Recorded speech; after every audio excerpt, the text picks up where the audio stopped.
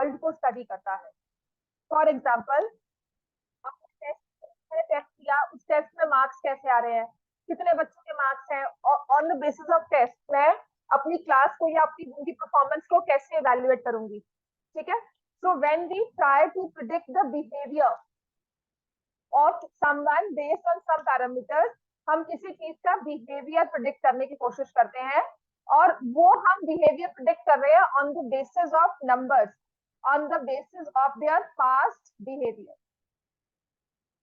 ठीक है, for example simple था, कोविड आया था, कैसे हमारे में था कि यार मास्क लेना है, सैनिटाइजर लेना है। आज हम लोग सच में स्टोर किया हुआ सैनिटाइजर फेंक रहे हैं। जो सारी बॉटल्स हमने रखी थी ना, हर एक रूम में थी, यहाँ थी। I just have this glass bottle, वो भी रखी हुई है कि कभी कभी बोर्ड साफ करना होता है, दैट्स इट, स्प्रे के लिए।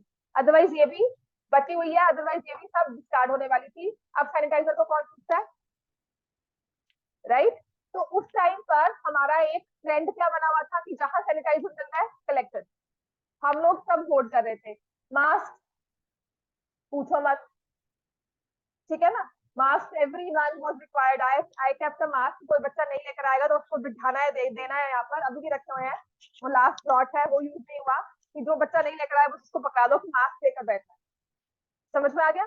तो हमने क्या किया था, based on that particular set of numbers, हमने बिहेवियर प्रिडिक्ट किया कि आगे 5 साल में मास्क कितने चाहिए होंगे, पीछे कितनी चाहिए होगी, और हमें सैनिटाइजर कितना चाहिए होगा, है ना, कितने हैंड वॉश चाहिए होंगे, कितना हमें सब मटीरियल चाहिए होगा। तो हमने नंबर्स कलेक्ट किए और हमने आगे आगे प्रोडक्शन उसकी करनी शुरू की। तो वो सब चीजें हमने कैसे प्रोडिक्ट की, पॉपुलेशन के हिसाब से भी इतनी जनता है, अगर सभी सैनिटाइजर लेंगे, हम कंपल्सरी कर देंगे स्कूल में, कंपल्सरी कर देंगे मास्क स्कूल में, तो कितने चाहिए होंगे। ठीक है ना, तो इसके बेसिस पर जब हमने प्रोडिक्शन करनी शुरू की नंबर्स के बेसिस पर कि पिछले साल में इतने बिके थे, तो इस साल इतने बिकने चाहिए, तो उसे हम यूज करते हैं, या वो चीज हम करते हैं इन stats. Stats is basically predicting future based on number. समझ में आ गया? फॉर एग्जाम्पल, जैसे कि आज पर्टिकुलर मार्केट में एक पर्टिकुलर फ्रूट का या वेजिटेबल की बहुत डिमांड आती है कि नहीं ये चाहिए, तो फार्मर्स क्या करते हैं, वो मतलब उनके पास स्टॉक में नहीं है, हम सब कह रहे हैं कि वो चाहिए। अनियन से एक बार शॉर्टेज आई थी, तो सबने ही नेक्स्ट ईयर क्या किया था, अनियंस की खेती कर दी। देश की नहीं, अनियंस की बहुत डिमांड है। अब होता क्या है, आज डिमांड है अनियन की, जो क्रॉप है उसको आने में टाइम कितना लगेगा, 1 साल, 6 मंथ तो लगते ही है। तो 6 मंथ से पहले उन्होंने बेस्ड ऑन टुडेज डिमांड की आगे भी ऐसी डिमांड रहेगी, अगले साल भी उन्होंने अनियंस को बहुत ज्यादा बना दिया। वो किस बेसिस बनाया कि जो अब डिमांड आ रही है। समझ में आ गया, राइट? तो जब हम किसी भी बिहेवियर को प्रिडिक्ट करते हैं based on data, based on numbers,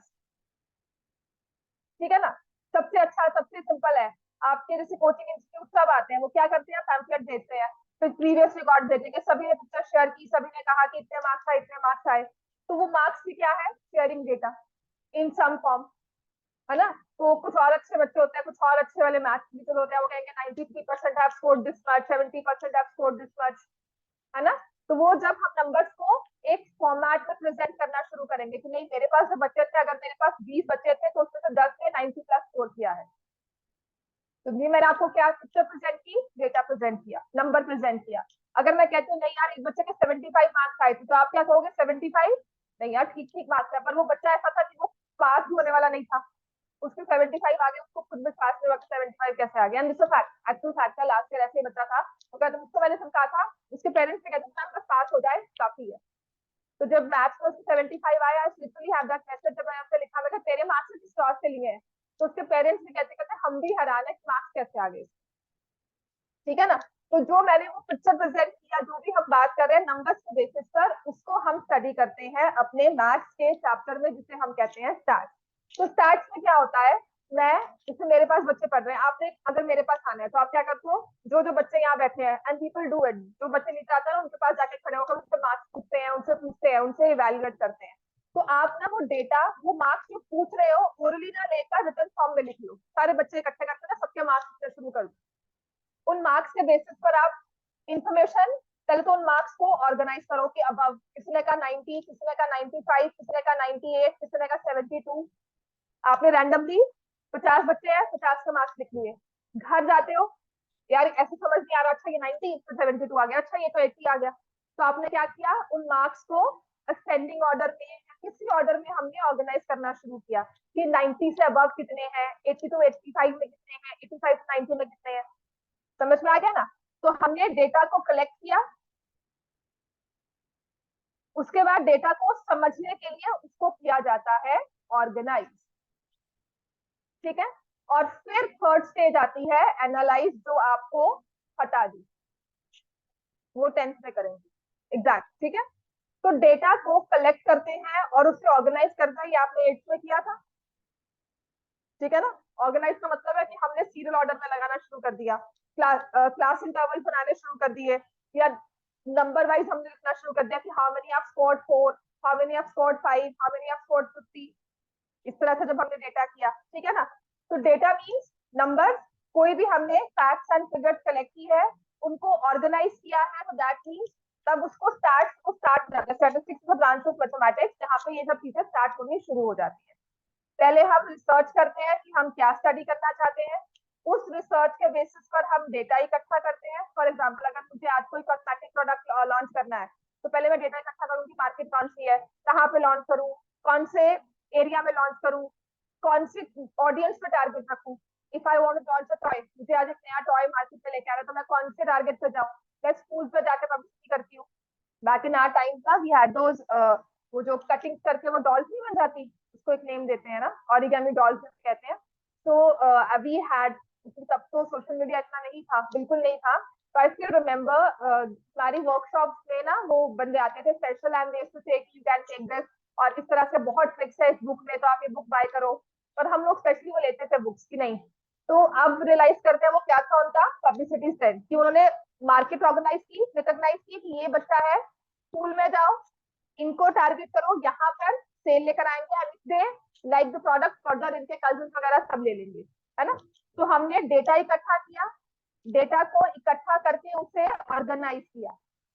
तो आपका जो ये फॉर्म है ऑर्गेनाइजेशन, वो आपकी फॉर्म जो है वो अब 8th में आप कर चुके हो। इसकी फर्स्ट एक्सरसाइज वही थी, रॉ फॉर्म में डेटा दिया हुआ है, नंबर इकट्ठे करके दे दिए, उसे आपने ऑर्गेनाइज करना है। ठीक है। एक तो ये चीज है। उस ऑर्गेनाइजेशन के बाद है कि थोड़ा कोई भी बंदा उस डेटा को समझ सके, तो हम उसे इन फॉर्म ऑफ पिक्चर्स प्रेजेंट करते हैं। अब ये सबसे इजी देखना, कभी भी न्यूज़पेपर्स खोलना, इलेक्शन आ रहे होंगे, तो सबने ना वो सर्कल बनाकर, फ्रेंड्स भी होते हैं, कितने लोग इस पार्टी में जा रहे हैं, यहाँ से इतने वोट करेंगे, वो सर्कल्स कलर्स के साथ। वो क्यों होता है, that someone is not able to read, या दूर से खड़े हैं हम लोग, नंबर्स नहीं दिख रहे, बट मुझे अगर कलर्स दिखेंगे कि अच्छा ये वाला इसको है, ये वाला इसको रिप्रेजेंट करता है, that's easy for me to understand everybody. Language कोई और लिखती हो, स्टिल वी कैन समवॉट, वो सिंबल बना देते हैं, कांग्रेस का सिंबल बना देंगे, उसके आगे रेड कलर लगा दिया और सर्कल पे रेड कलर दे दिया। तो आपको वो कांग्रेस, चाहे उसको तमिल में लिखा हुआ है, चाहे वो मलयालम में लिखा है, चाहे वो चाइनीज में लिखा हुआ है, आप नहीं समझ पा रहे हो, लेकिन आप वो शक्ल देखकर या वो सिंबल देखकर आप उसे रिकॉग्नाइज कर पाओगे, रिलेट कर पाओगे, खुद समझ पाओगे। तो जब हम डेटा को in form of pictures, in form of some diagrams represent करते हैं, वो आपका पूरा चैप्टर इसी पर बेस्ड है, to represent the graphical representation of data. समझ में आ गया। ये आपकी पहले एक्सरसाइज 1 होती थी, ये डिलीट हो चुकी है, पर मैं अभी करवाऊंगी।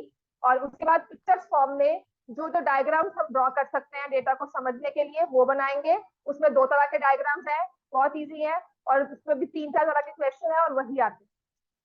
ठीक है। तो जब भी हमने डेटा को पिक्चर्स या डायग्राम्स के फॉर्म में रिप्रेजेंट करना है, वो हमारा इस साल का पूरा स्टैट का काम है।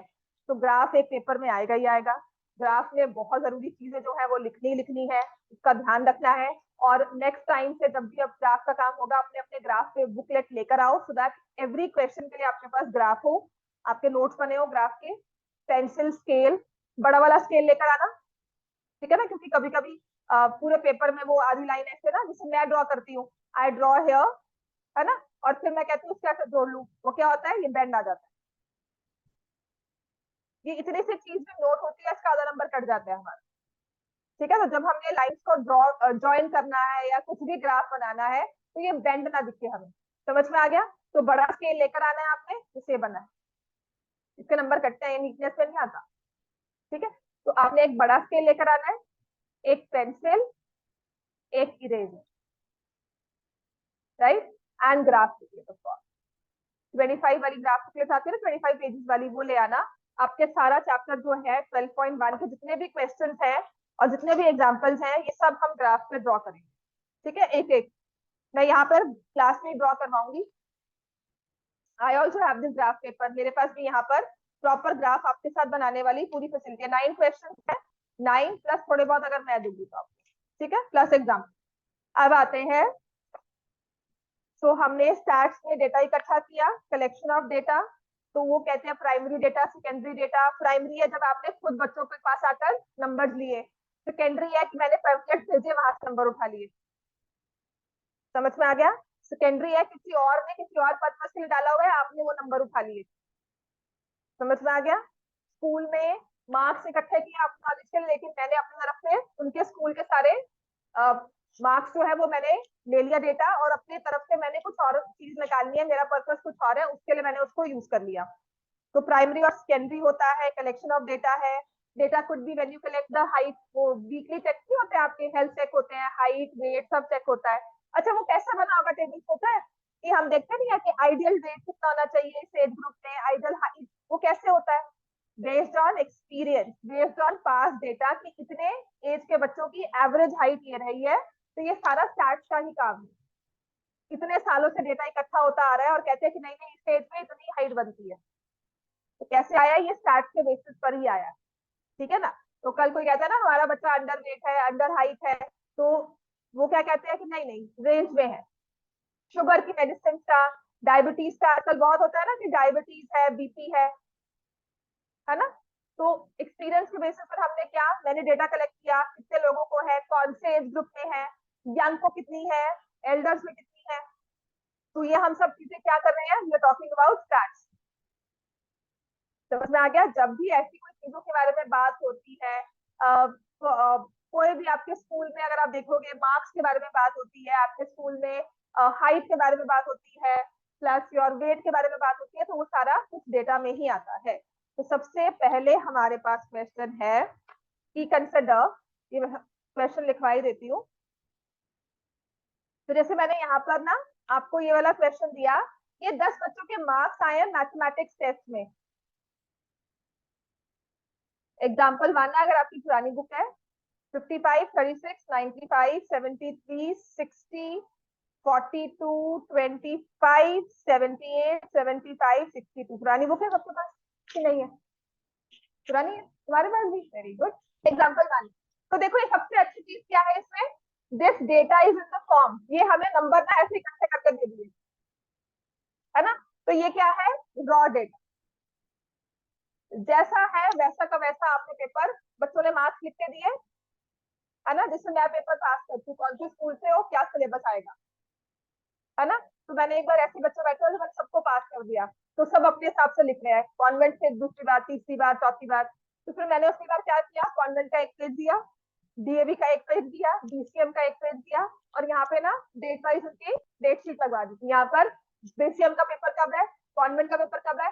अच्छा, फिर कंफ्यूजन आया 9th और 10th में, तो एक कॉलम बनाया 9th का, एक कॉलम बनाया 10th का। समझ में आ गया? मैं आपके नाम के आगे आपकी क्लास लिखती हूँ और आपका एग्जाम कब होता है तब लिखती हूँ, तो मैं होती हूँ कंफ्यूज। अब उसी चीज को मैं ऑर्गेनाइज करती हूँ, स्कूल का नाम लिखा, बच्चों का नाम लिख लिया, 9th है 10th है वो हेडिंग डाल दी, ठीक है, स्कूल का नाम लिखा, 10th और 9th दो कॉलम बना दिए, यहाँ पे डेट लिख दी और बच्चों का नाम लिख दिया। तो मुझे समझ में आ गया कि 10th के इतने बच्चे इस स्कूल के, इनकी डेट से कब है, तो इसके अकॉर्डिंगली ये मेरे पास आएंगे। इतने दिन मेरे पास पेपर से पहले I should be there for them, कैसे इनको ऑर्गेनाइज करूं, क्या टाइमिंग दूं। समझ में आ गई ना बात? ये तो ये होता है डेटा को हमने ऑर्गेनाइज किया। समझ में आ गई ना बात? तो चलो हमारे पास ये है, this is the data in its raw form, और इसको हम कहते हैं, can you find the highest and lowest marks? इस डेटा में हाईएस्ट मार्क्स कितने में, 95, और लोवेस्ट कितने हैं, 25, है ना? तो अगर मैं इसको अरेंज करूं, पहले क्या आएगा, 25, फिर क्या आएगा 36, फिर क्या आएगा 42, फिर आएगा 55, 60, 62, 73, 75, 78, 95। ठीक हो गया। तो ये हमने अरेंजमेंट की है from minimum to maximum, from lowest to highest. तो इस अरेंजमेंट के केसेस पर इसी को हम कहते हैं ऑर्गेनाइजेशन ऑफ डेटा। समझ में आ गया। और ये डेटा बिल्कुल अपनी रॉ फॉर्म में ही ऑर्गेनाइज किया जाता है। तो इसमें सिर्फ हमने उसे टैबुलेट किया है। और यहाँ पर एक चीज हम निकालते हैं, रेंज ऑफ डेटा। रेंज क्या होती है? Maximum value minus minimum value. तो ये रेंज और एक सेमी रेंज आती है, वो आपको सिर्फ रेंज आएगा। तो अब एक फॉर्मूला लिखो रेंज का। What is range? Maximum minus minimum. Maximum 95 है, मिनिमम 25 है। तो रेंज क्या है डेटा की? 70 वैल्यूज। तो इस 70 वैल्यूज 25 से लेकर 95 तक कोई भी नंबर हमारे पास आ सकता है। तो रेंज इज 70।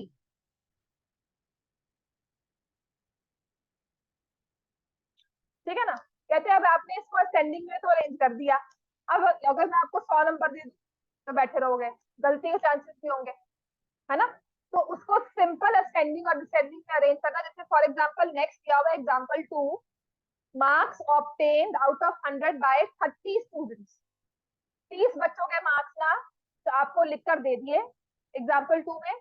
और उन 30 बच्चों के मार्क्स के बेसिस पर ना आपने पूरा डेटा एनालाइज करना है कि इस क्लास को क्या कहेंगे, अच्छी क्लास है, बच्चे ठीक पढ़ रहे हैं, कितनों के मार्क्स 75 प्लस से अबव हैं, इनका इनका रिजल्ट कैसा है बेसिक।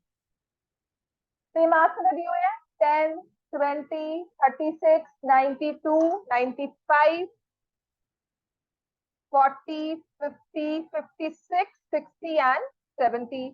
फिर है 92, 88, 80, 70, 72, 70, 36, 40, 36, 40। और फिर दिया हुआ 92, 40, 50, 50। अब जैसे मैं नंबर लिख रही हूँ तो मुझे उससे पता नहीं है कौन सा नंबर कितनी बार आया। I am just blankly कॉपिंग it. इसके बेसिस पर मुझे कोई कुछ पूछ ले, मुझे नहीं पता कितने बच्चों के मार्क्स में 80 है, मैं ठान चुकी हूँ। ठीक है ना। तो इसको कहते हैं raw data in its wild form, पूरी अपनी वैसे की वैसी, जैसे कलेक्ट किया, जैसे रैंडमली लिखा वो फॉर्म में है। ऑर्गेनाइज करने के ना वे क्या होते हैं। जैसे नाम मार्क्स क्या है 10, तो कितने बच्चों के मार्क्स 10 आए, तो हम क्या करते हैं, जितने मार्क्स आते रहे ना 10 मार्क्स, तो मैं 10 देखती हूँ कितनी बार आया है, एक बार। तो हम क्या करते हैं, टैली मार्क्स रख देते हैं, या 10 कितनी बार आया, एक बार। ठीक है। तो जितनी बार अकर करती है कोई चीज उसको हम क्या बोलते हैं, फ्रीक्वेंसी। फ्रीक्वेंसी कितनी बार आई वो चीज, 10 एक बार आया।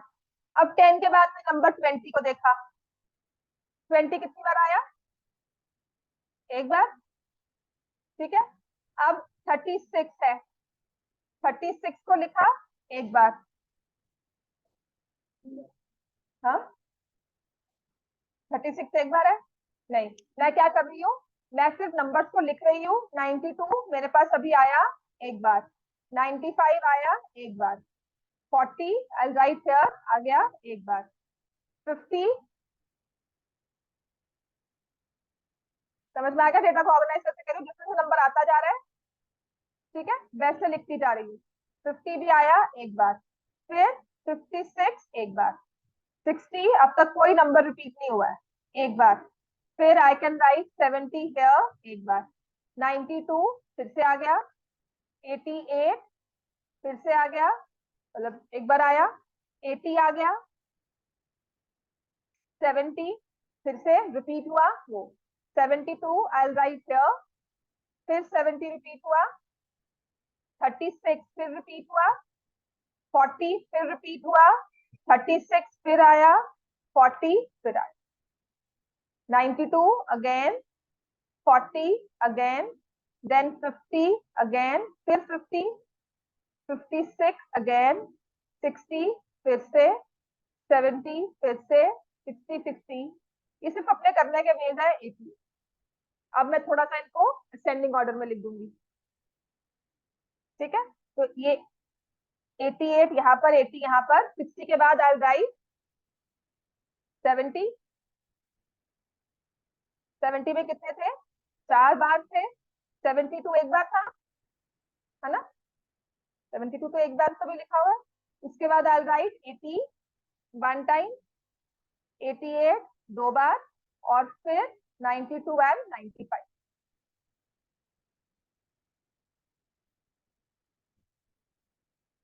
समझ में आ गया ना? ठीक है ना? तो फ्रीक्वेंसी क्या आ गई? For number 10 the frequency is 1, number 20 frequency is 1, 36 के लिए क्या आ गई?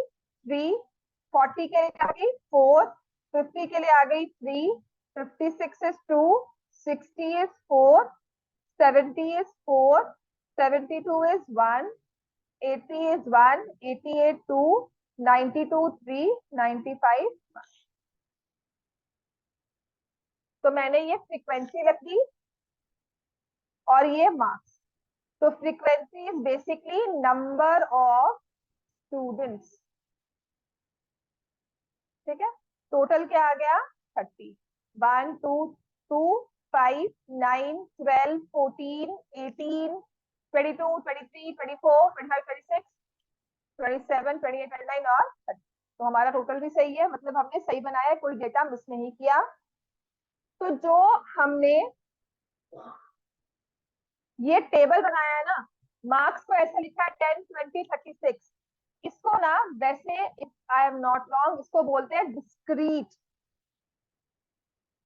कि हमने इंडिविजुअल मार्क्स लिखे कि 10 मार्क्स कितने बच्चों के आए, 20 कितने आए। तो इसमें मुझे क्लियर है 10 से लेकर 20 में कोई नंबर, 15 वाला कोई बच्चा नहीं है। समझ में आ गया? और 40 मार्क्स कितनों के आए? लड़का 4 बच्चों के। 39 कितनों के आए? तो आपको पता है कितने कितने आए। समझ में आ गया? तो इसको ना मैंने मार्क्स को ग्रुपिंग नहीं की है, ये है अनग्रुप। जो ये 10 20 36 है, ये जो मार्क्स शो करते हैं, इनको ग्रुपिंग नहीं की है, इंडिविजुअल है। 10 मार्क्स कितने बच्चों के हैं? मैंने ये नहीं कहा 95 अब कितने हैं, मैंने कहा 95 कितनों के हैं।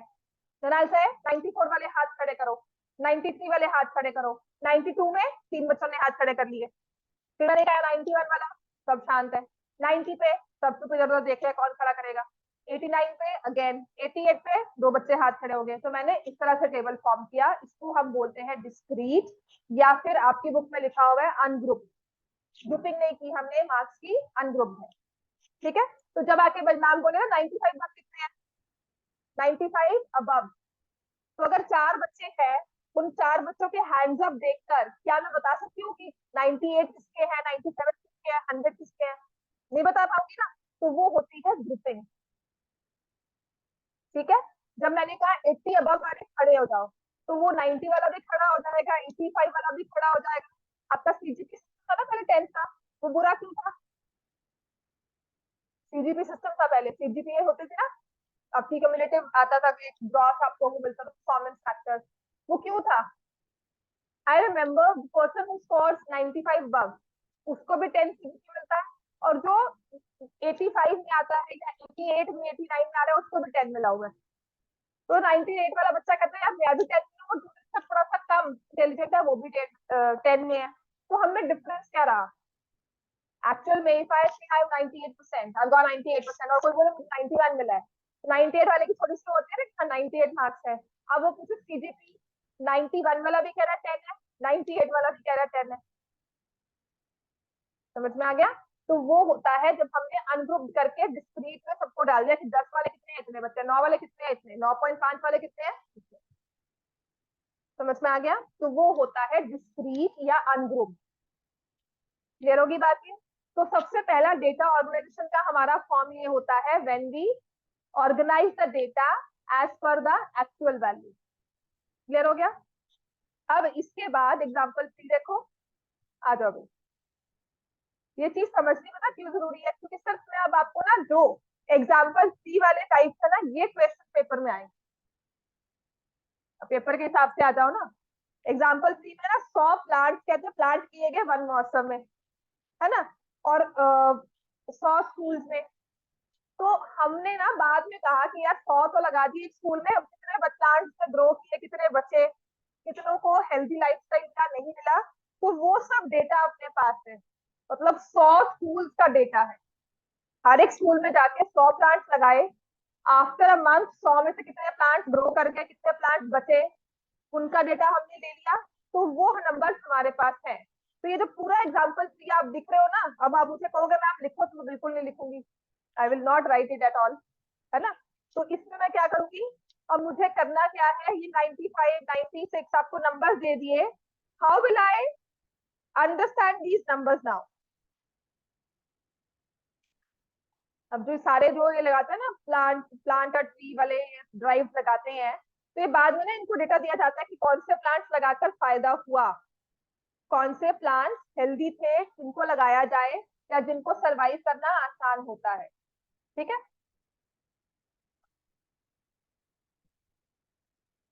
अब मैं कैसे लेकर आऊंगी ना वहां पर भी।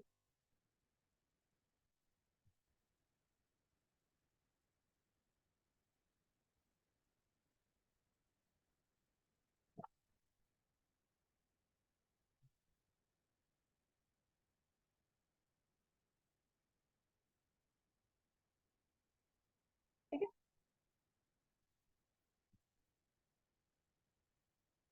अब इनको ना हमने ऑर्गेनाइज करना है। ठीक है, तो इनकी ऑर्गेनाइजेशन में पता है मुझे कि 100 प्लांट्स प्लांट किए गए हैं। मैं प्लांट्स को इस तरह से ऑर्गेनाइज करती हूँ सो दैट आई हैव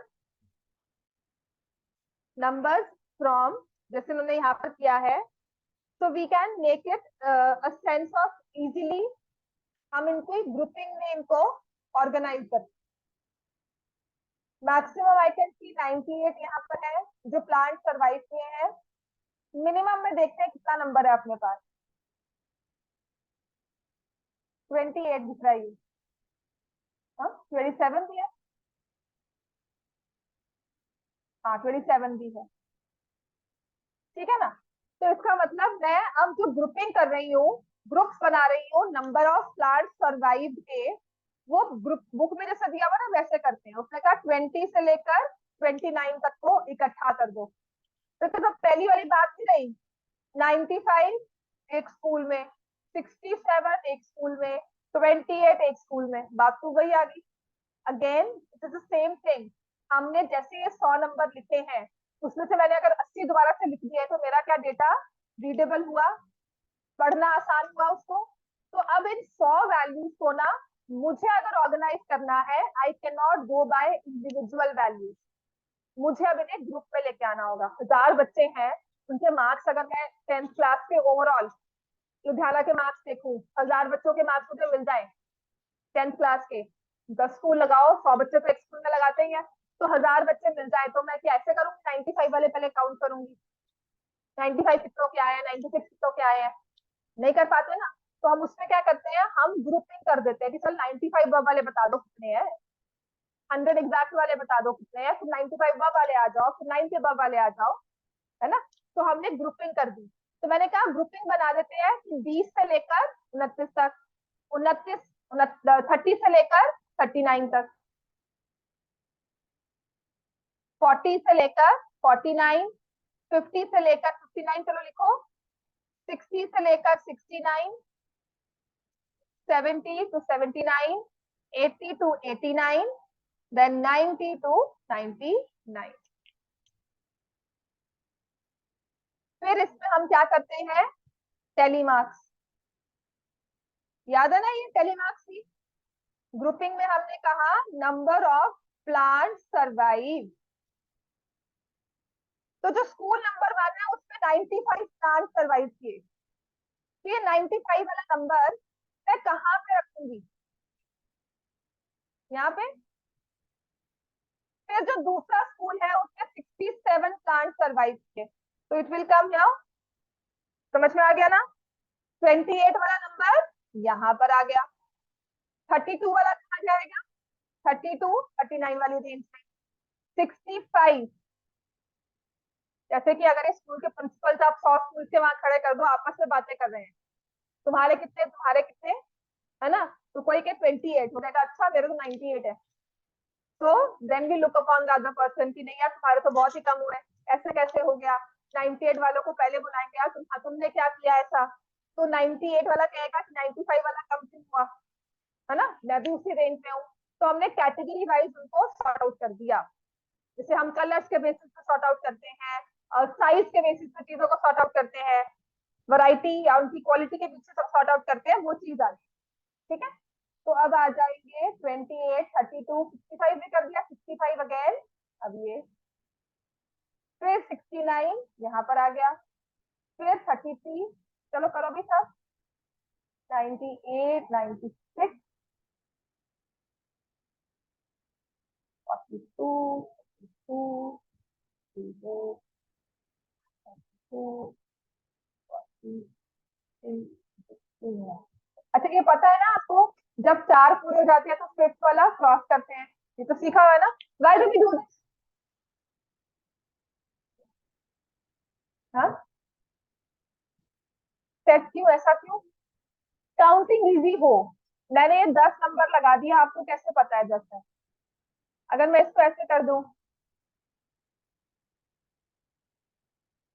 ठीक है, तो काउंटिंग करना आसान हो जाता है। अभी एग्जैक्ट 15 लिखे थे मैंने, लाइन 15 मार दी। अब उसको नंबर जैसे लिखे हुए हैं पढ़ना मुश्किल है, बट अगर हम सेट बना देंगे तो आई एम वेरी श्योर गलती के चांसेस कम होते हैं, काउंटिंग इजी हो जाती है। And why in 5 not in 10? थोड़ा इजी है। 4 क्यों नहीं कर दिया? 4 को ऐड करना मुश्किल होता है, 5 को ऐड करना बहुत आसान है 5 के ग्रुप्स में। और 5 इसलिए कि थोड़ा इजीली जल्दी हो जाएगा, 10 भी कर सकते थे वैसे तो, पर 10 में बहुत नंबर चला जाता है। तो एक म्यूचुअली एग्रीड करके सबने 5 ने कर दिया।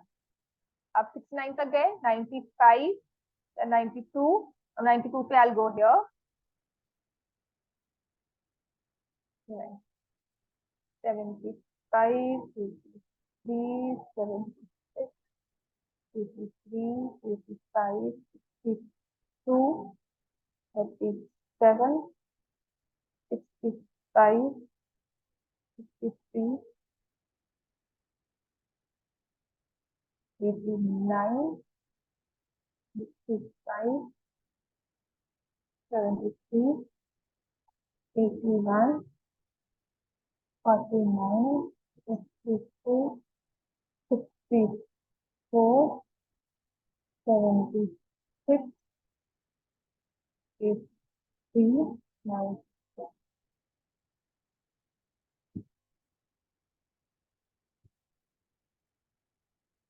92, 63, 52, 79, 83, 69, 82, 75,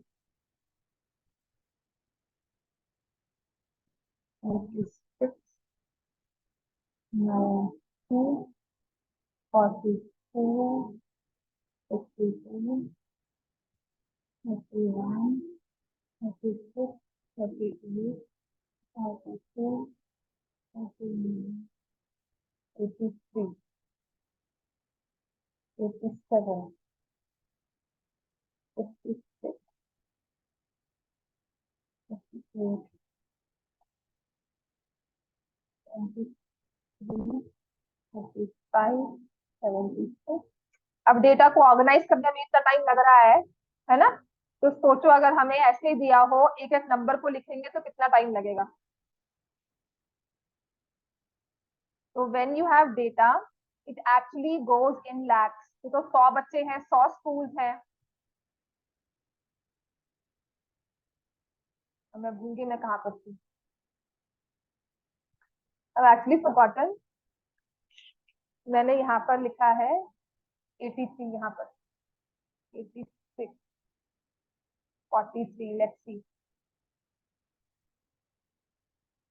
56, 43, 45, 39, 83 again, 75, 66, 83 again, 92, 75, 89, 66, 91, 27, 88, 89, 93, 42, 53, 69, 90, 55, 66, 49, 52, 83, 34,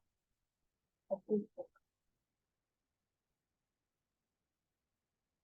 मेरे हिसाब से मैंने ठीक लिखा हुआ है। ठीक है, तो यहाँ पे 3 आते हैं, यहाँ पे 14, नेक्स्ट इज 12, नेक्स्ट इज 8, 15, 16, 17, 18, बिल्कुल ठीक लिखा है मैंने। 10, वेरी गुड। इसमें कम रह गया 1, 2, 3, इसमें कम रह गया।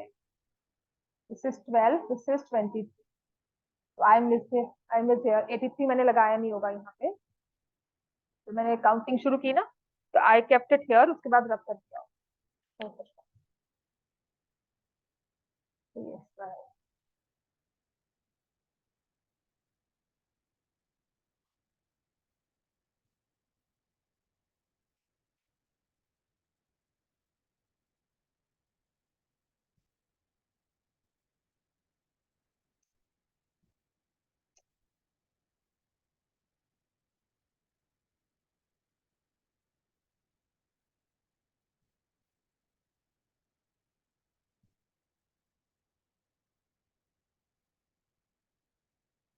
अब इसके बाद ना, after you right the numbers,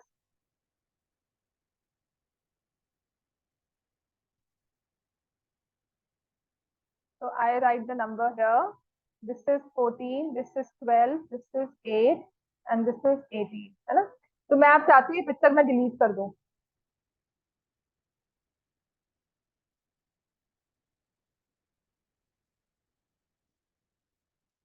अब ना सिर्फ मेरे पास डेटा रह गया।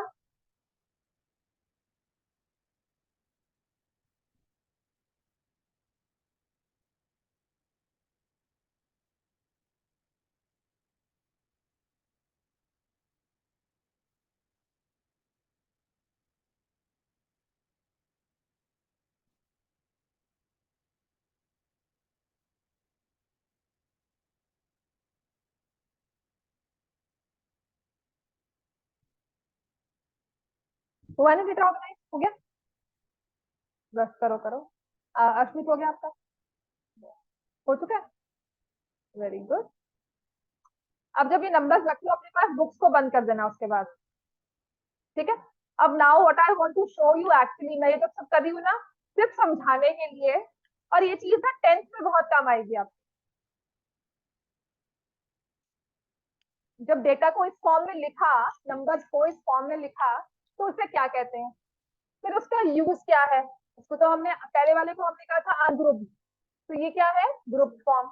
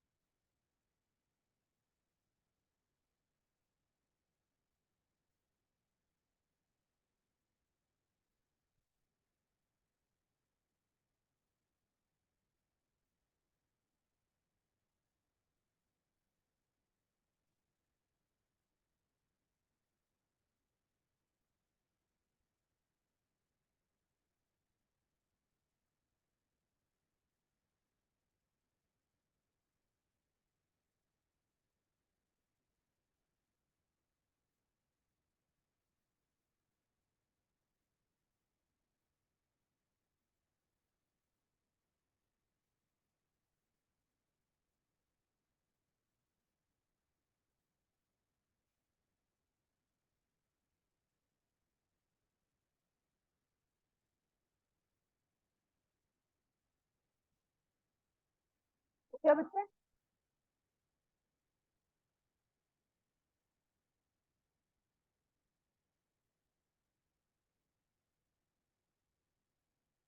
हो गया ना? अब देखो, अब क्या करना है, आपकी बुक्स को बंद कर दो, ये डेटा आपके पास है। मैंने भी अपना वो पिक्चर ना पूरी डिलीट कर दी। मेरे पास ये फाइनल नंबर आ गया। ठीक है ना? जो थोड़ी बहुत गलती हुई, मैंने जो हमने दिया हुआ था ना उसके अकॉर्डिंगली मैंने ये लिया। अब मुझे बताओ, बुक्स बंद कर दो, हम बुक्स में देखेंगे, है ना? जहाँ पे वो नंबर्स दिए हुए ना एक्शन वाले, वो बंद कर देते हैं। ये डेटा कहता है, ये जो नंबर्स कह रहे हैं कि 60 टू 69 वाले ना 18 प्लांट्स है। इसमें 60 वाले भी होंगे, 61 वाले, 62 भी होंगे। ऐसे 18 स्कूल हैं, 18 स्कूल, जिनमें 60 से लेकर 69 तक प्लांट जिंदा रहे। अब मुझे बताओ कि एग्जैक्टली कितने थे, कौन सा नंबर आया था 60 69 में?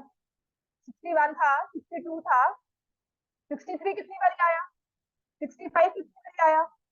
बता सकते हैं? नहीं याद होता। तो जो हमने ये डेटा को प्रेजेंट किया है ना, इसको ग्रुपिंग फॉर्म में किया है। हमने ग्रुप बना लिया, उस ग्रुप में एक्चुअल नंबर क्या था मुझे नहीं पता अब। ठीक है ना? मतलब जब आके मैम आपको बोलती है 100 वाले बच्चे खड़े हो जाओ, जिन्होंने 100 स्कोर किया है रेज योर हैंड, तो 3 बच्चों ने खड़े कर दिए। 99 वाले खड़े हो जाओ, है ना? लेकिन जब मैं कहती हूँ 95 अबव वाले खड़े हो जाओ, तो क्या होगा? सारे 95 वाला भी, 96 वाला भी, 97, अगर मेरे पास वो 5 हाथ खड़े हो गए तो उन 5 में मैं कुछ नहीं कर, 95 है, वो कहेगा नहीं नहीं मैम 97 है। तो I can not tell the exact marks that they have scored. तो जब हम ग्रुपिंग करते हैं, मुझे ये तो पता है कि इस रेंज में इतने बच्चे हैं, 60 से लेकर 69 तक 18 स्कूल है। लेकिन उन 18 स्कूल में एक्चुअल प्लान्स कितने सर्वाइव किए वो मेरे पास नंबर नहीं है। समझ में आ गया? तो इसे हम कहते हैं, हमने ग्रुपिंग की है, उनको हमने डिस्क्रीट कहा था, इसे हम कहते हैं कंटिन्यूअस होता है, कंटिन्यूअस सीरीज होती है कि हमने ग्रुपिंग फॉर्म में कहा। तो ये 20 29 30 39 को ना क्या कहते हैं, इसको बोलते हैं क्लास इंटरवल्स या क्लासेस। ठीक है? कल 5 स्कूल में और ऐड कर दूं, उनमें नंबर रख दूं 43, तो ये 43 कहाँ जाएगा, कौन से वाले क्लास में जाएगा? इसमें। ठीक है ना? अगर मैं नंबर रख दूं मान लो 70, तो आप इसको कहाँ रखोगे? 70 टू 79 में। ये 70 69 वाले में क्यों? क्योंकि स्टार्टिंग 70 की यहाँ पर है, तो सबसे, मतलब इसमें 69 नहीं आएगा 70 79 में, कम से कम 70, मैक्सिमम से मैक्सिमम 79। तो जो ये वाले नंबर हैं जो पहले लिखे हुए हैं, इनको हमने कह दिया लोअर, छोटे हैं। और क्योंकि ये मेरा क्या है, मतलब लिमिट, कहते हैं ना अपनी हद में रहो, तो ये क्या है उसकी लिमिट, ये बॉर्डर लाइन। तो मैथ्स में उसको बॉर्डर को क्या बोलते हैं? लिमिट। ये है लोअर लिमिट और ये है अपर लिमिट। समझ में आ गया? Lower limit and upper limit. अब अगर इस डेटा की रेंज निकालनी हो, तो मेरे पास तो एक्चुअल वैल्यूज नहीं है। मैं सबसे बड़ी वैल्यू को में से सबसे छोटी वैल्यू माइनस करती हूँ। सबसे बड़ी वैल्यू क्या है? मैक्सिमम से मैक्सिमम 99। सबसे छोटी क्या है? इन दोनों को माइनस कर दिया। तो जो ये नंबर्स थे इनको नहीं माइनस करेंगे कि सबसे बड़ा 23 है, सबसे बड़ा 3 है, माइनस कर दो। ये है कितनी बार आया। ठीक है? ये फ्रीक्वेंसी है। 20 टू 29 में 3 स्कूल है कैटेगरी वाइज, 40 49 में 12 है। एग्जेम्पलरी परफॉर्मेंस वाले 12 स्कूल है जिनमें अबव 90 प्लांट सर्वाइव किए।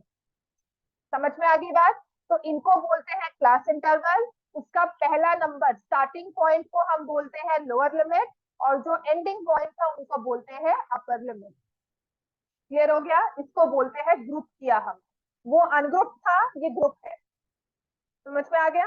डेटा को ग्रुप फॉर्म में हमने, क्लासेस में हमने डिस्ट्रीब्यूट किया, इसको क्लासेस बोल देते हैं या क्लास इंटरवल्स बोल देते हैं, एज द केस में भी। अब इसमें एक और चीज देखो, ये 20 और ये 29, फिर नेक्स्ट नंबर क्या स्टार्ट हुआ? 30, उससे 39 तक, फिर नेक्स्ट स्टार्ट हुआ 40 49। अब मुझे पता है या तो प्लांट सरवाइव करेगा या नहीं करेगा, आधा अधूरा है। 49.5 तो हम नहीं कहते ना कि 49.5 प्लांट सरवाइव किए हैं, या तो उगेगा या नहीं उगेगा। अगर आधा भी है तो हम उसे सर्वाइवल में ही लेंगे, जिंदा ही रहेंगे, मार्क्स भी देंगे मर गया ये भी हटा दो। अब बिल्कुल ही खत्म हो चुका है, सूख चुका है कि नहीं बच सकता, देन विल से कि नहीं हो सकता। अब अगर मान लो मैंने डेटा बनाया एक, जिससे मैं कहती हूँ वेट का या हाइट का, सबसे इजी है, ठीक है। तो मैंने कहा हाइट ले लेते हैं लड़की से 120 टू 125 सेंटीमीटर, फिर 126 टू 121 लेती हूँ तो ऑर्गेनाइज थोड़ा ठीक हो जाएगा, 130 सेंटीमीटर। 125 था और नेक्स्ट कहां से स्टार्ट हो रहा है, 126। अब कोई बच्चा आया वो कहता मेरी हाइट है 125.9, वो कहाँ जाएगा, कहीं नहीं रख सकते। तो यहाँ पर ये 2029 में बॉर्डर क्यों नहीं किया, क्योंकि प्लांट्स या तो सरवाइव करेंगे, पॉइंट वाली कोई वैल्यू नहीं थी। आई वॉज वेरी श्योर कि 29 से लेकर 30 तक कोई वैल्यू नहीं होगी, इन बिटवीन पॉइंट्स में वैल्यू नहीं है। But there are certain cases, जैसे पोल्यूशन का ग्राफ होता है, इंडेक्स होते हैं, है ना, पोल्यूशन के इंडेक्स होते हैं ना, वेदर का टेम्परेचर का होता है कि 29.3 है आज 0.4 है। तो व्हेन आई एम श्योर कि इन बिटवीन की वैल्यूज हो सकती हैं, तो हम डिसकंटिन्यूस जो हमारी क्लास इंटरवल्स होती है ना, उसको हम कंटिन्यूस फॉर्म में लेकर चलते हैं। समझ में आ गया, मतलब यहाँ 125 था ना, तो यहाँ पर मैं लिखूंगी 125 टू 130, 130 टू 131। क्लियर हो गया, ठीक है। तो यहाँ पर lower limit, upper limit is not the lower limit, यहाँ पे upper limit of the first class is lower limit of the next. Clear हो गया इतना। तो आपको थोड़ा सा जो आप क्वेश्चन आएंगे ना, वो इस तरह से आएंगे कि अगर डेटा इस फॉर्म में दिया हुआ है तो हमें उसे इस फॉर्म में कन्वर्ट करना होगा, हमें उसे कंटिन्यूस बनाना होगा। क्लियर हो गया इतना, ठीक है। इंटरवल्स को we will make it overlapping.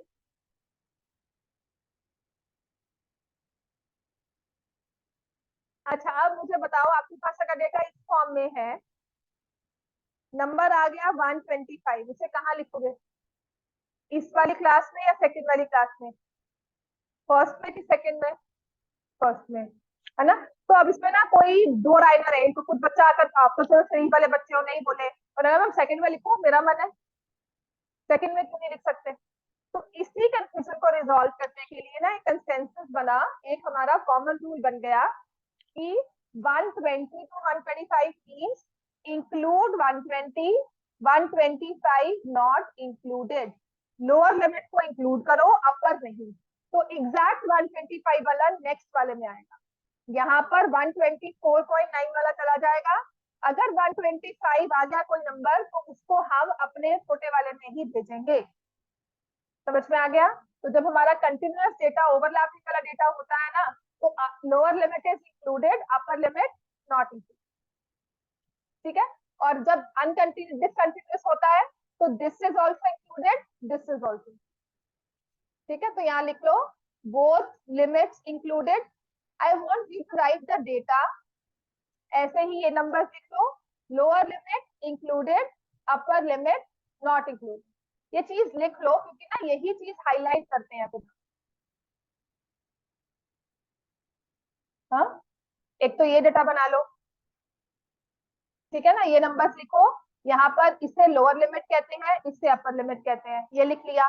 फिर आप लिखोगे lower limit included, upper limit included, ठीक है। फिर आप एज कंपेयर्ड वर्सेस, ये डेटा है अपने पास,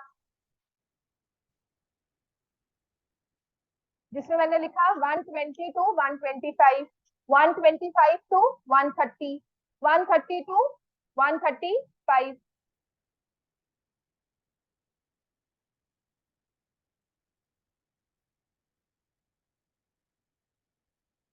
this is overlapping data, overlapping intervals, overlapping classes.